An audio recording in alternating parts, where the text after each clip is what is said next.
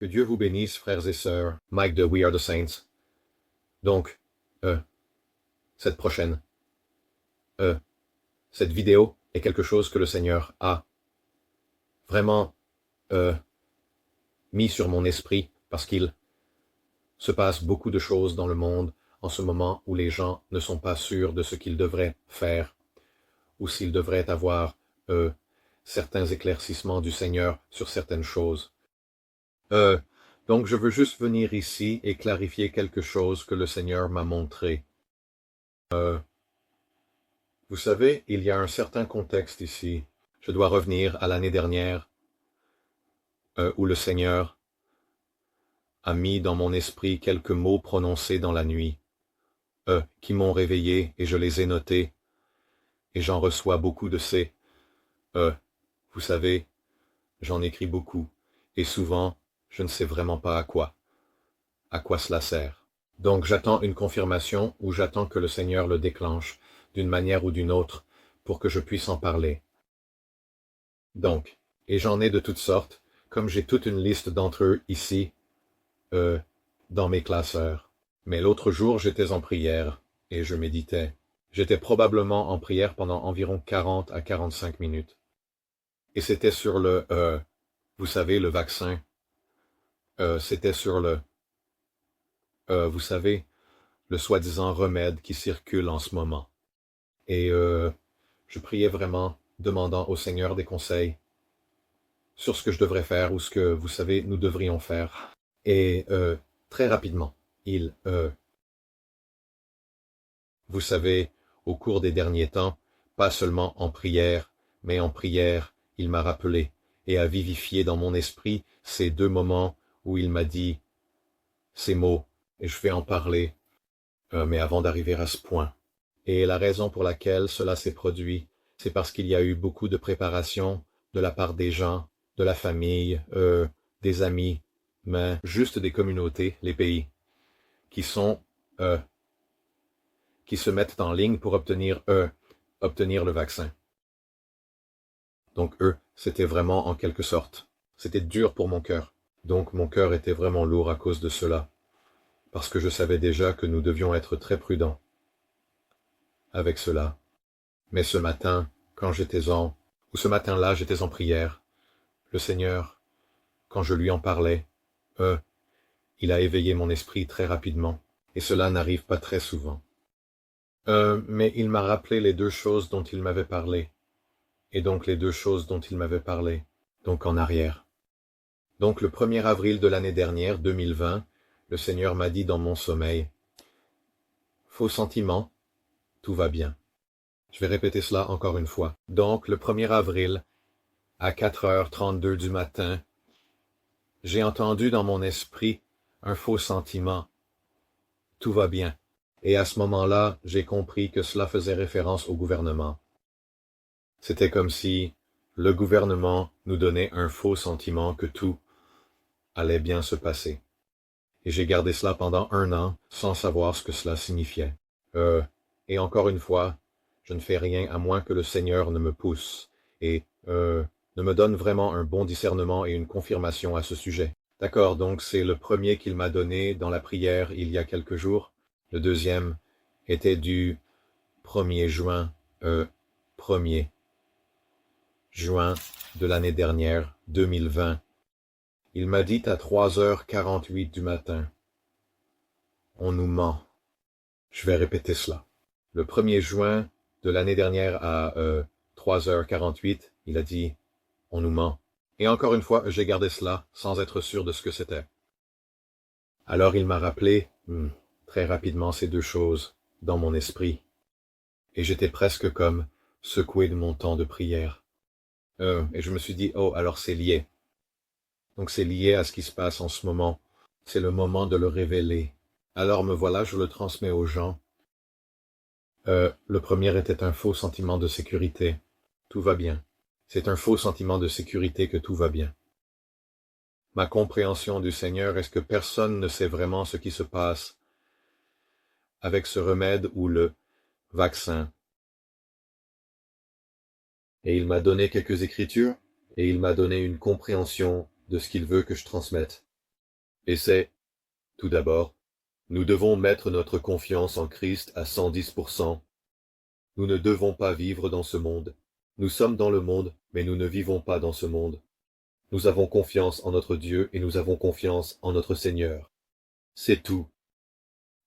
Mon sentiment, et je l'ai confirmé avec d'autres personnes, des gens que je connais, des gens en qui j'ai confiance, des gens qui, à mon avis, aiment le Seigneur, ont été appelés à, diffuser la parole également. Le même sentiment de leur part est qu'il y a quelque chose qui ne va pas ici. Ce n'est pas juste. Ce qui se passe en ce moment n'est pas juste. Ce que j'ai vu dans les rêves et les visions, tout cela mène à la fin. Cette injection, ce remède en fait aussi partie. C'est le prélude à la fin. Beaucoup de gens m'ont également envoyé des emails pour me demander si c'est la marque de la bête. Ce n'est pas la marque de la bête. D'accord, laissez-moi être très clair. Ce n'est pas la marque de la bête, mais c'est le prélude à cela.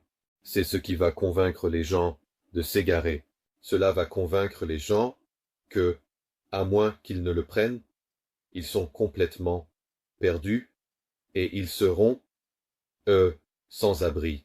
Ils n'auront pas de nourriture, ils n'auront pas. Et je vous dis simplement que ce n'est pas la marque, mais cela y mène. Préparez-vous, préparez votre maison, préparez-vous pour ce qui arrive, car il y a plus à venir et ce sera pire que cela. La prochaine chose que le Seigneur voulait vraiment que je transmette ou qu'il a mise dans mon esprit, c'est que la sagesse des hommes est folie. La sagesse des hommes n'est rien comparée à Dieu. Au pire jour de Dieu, il est infiniment meilleur que le meilleur jour de l'homme. Donc, nous ne pouvons pas faire confiance à ce que les hommes en général nous disent. Et le sentiment est que nous ne pouvons pas faire confiance à ce que le gouvernement nous dit, surtout en ce qui concerne cela. Excusez-moi. Je vais donc passer en revue quelques écritures qu'il m'a données, parce que c'était très important aussi. Donc, en ce qui concerne le fait de rester en dehors du monde, le Seigneur m'a conduit à Jean chapitre 15, versets 18, 19 et 20. Je vais les lire rapidement ici. C'est du Seigneur lui-même. Et souvenez-vous de 7 lignes d'écriture, s'il vous plaît, lorsque vous emportez cela de cette vidéo. Si le monde vous hait, sachez qu'il m'a haï avant. Il vous a haï. Si vous étiez du monde, le monde vous aimerait, comme les siens. Je vais m'arrêter là. Si vous étiez du monde, le monde vous aimerait comme les siens. Êtes-vous du monde? Êtes-vous plus préoccupé par ce qui se passe dans votre vie en dehors du Christ qu'en lui? Réfléchissez à cela. D'accord. Le monde vous aimerait comme les siens, mais parce que vous n'êtes pas du monde, mais que je vous ai choisi hors du monde, c'est pourquoi le monde vous hait, ou le monde vous haïra. Je vais recommencer et le relire. Si le monde vous hait, sachez qu'il m'a haï avant. Il vous a haï. Si vous étiez du monde, le monde vous aimerait comme les siens. Mais parce que vous n'êtes pas du monde, mais que je vous ai choisi hors du monde, c'est pourquoi le monde vous hait. D'accord, le monde vous hait à cause du Christ. Souvenez-vous de la parole que je vous ai dite. Un serviteur n'est pas plus grand que son maître. S'ils m'ont persécuté, ils vous persécuteront aussi. Non, peut-être pas. Parfois, ils vous persécuteront. Ils parleront de vous dans votre dos. Ils le feront. Ils vous mépriseront et se moqueront de vous. Mais béni soit celui, comme le Seigneur l'a dit sur la montagne, béni soit celui qui est méprisé. Je suis, en train de paraphraser, qui est méprisé et ridiculisé à cause de mon nom, car le royaume des cieux est à eux. Cela va arriver. Si vous dites la vérité et que vous mettez le Christ en premier, le monde ne va pas vous aimer. Les gens ne vont pas vous aimer. Donc, s'ils m'ont persécuté, ils vous persécuteront aussi. S'ils ont gardé ma parole, ils garderont aussi la vôtre. Mais toutes ces choses, ils vous les feront à cause de mon nom, parce qu'ils ne le connaissent pas. Parce que je ne connais pas celui qui m'a envoyé. Si je n'étais pas venu et ne leur avais pas parlé, ils ne seraient pas coupables de péché. Mais maintenant, ils n'ont aucune excuse pour leur péché. Quiconque me hait est aussi mon Père. Si je n'avais pas fait parmi eux les œuvres que personne d'autre n'a faites, ils ne seraient pas coupables de péché. Mais maintenant, ils ont vu et haï à la fois moi et mon Père. Mais la parole qui est écrite dans leur loi doit être accomplie. Ils m'ont haï sans raison. Je suis désolé. Si vous suivez le Christ, les gens ne vont pas vous aimer. Le citoyen moyen ne va pas vous aimer. Vos amis du passé, vos amis que vous tenez encore chers même maintenant, lorsque vous leur dites la vérité, ils vont soit vous aimer, parce qu'ils vous aiment quoi qu'il arrive, soit ils ne vont pas vous aimer. C'est aussi simple que ça. Il n'y aura pas de zone grise. Ils vont soit parler de vous dans votre dos et vous faire des compliments en façade, soit ils vont, où ils vont. Vous savez, vous détestez ouvertement ou autre, mais vous ne pourrez pas garder certains des mêmes amis que vous aviez. Vous ne pourrez pas garder la même compagnie que vous aviez avant et marcher avec le Christ. C'est impossible. Le Christ le dit ici même. Je n'invente rien. C'est ce qui est dans la parole. Réfléchissez à cela. Je pourrais donner d'autres exemples, mais le Seigneur veut vraiment que je passe à autre chose. Donc, ce qu'il a aussi mis dans mon esprit, c'est que la sagesse des hommes est folie. Il ne veut pas que vous tombiez dans le piège de penser que les gens, les gouvernements et les royaumes de cette terre ont tout compris. Car ce n'est pas le cas. Ils n'ont pas tout compris, pas le moindre du monde. Ils sont tous humains et tous faillibles, et ils ont tous péché, et beaucoup d'entre eux sont méchants. Ils n'ont aucune justice en eux, ils ne connaissent pas le Christ. Alors ne les suivez pas, ou ne leur faites pas confiance aveuglément. Donc, certaines des Écritures que je vais lire ici proviennent de la première épître aux Corinthiens, versets 1, 25, 27.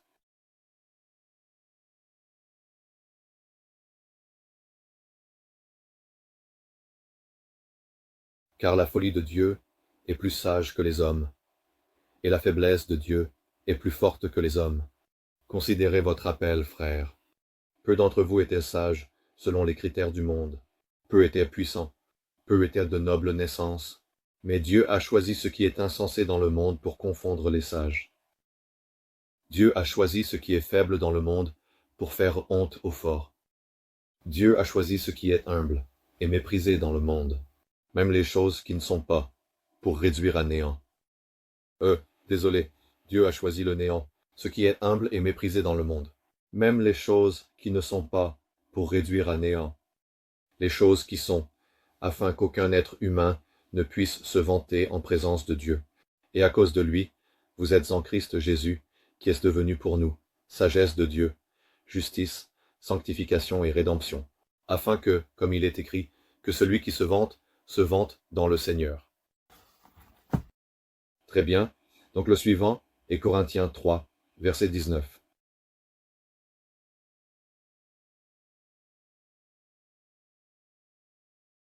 Car la sagesse de ce monde est folie devant Dieu, car il est écrit qu'il prend les sages dans leur ruse.